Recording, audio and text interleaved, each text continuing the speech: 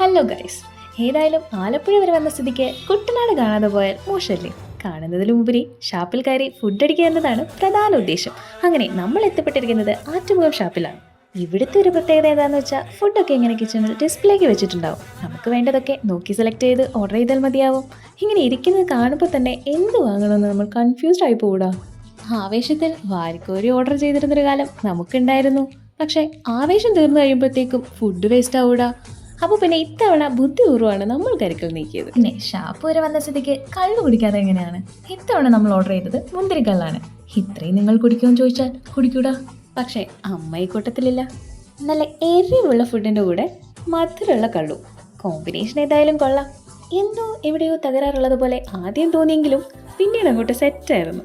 ഇനി ഫുഡിൻ്റെ കാര്യം പറയുകയാണെങ്കിൽ എന്തപ്പോൾ പറയുക, നല്ല അടിപൊളി ഫുഡ്.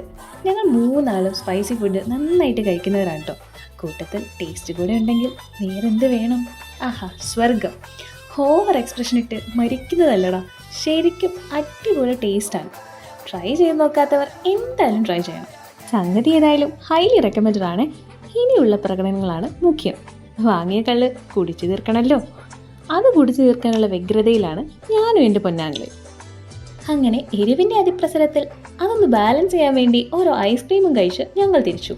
കള്ളു കുടിച്ചാൽ കിക്കാവോ എന്ന് ചോദിച്ചാൽ ഹേയ്, കിക്കൊന്നും ആവില്ലടാ, ഞങ്ങളെ കണ്ടില്ലേ, സ്റ്റിൽ ഓണാണ്.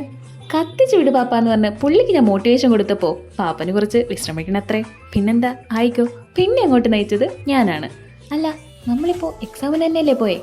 അതെന്തേലും ആട്ടെ, എന്തായാലും ദിവസം കളറായില്ലേ.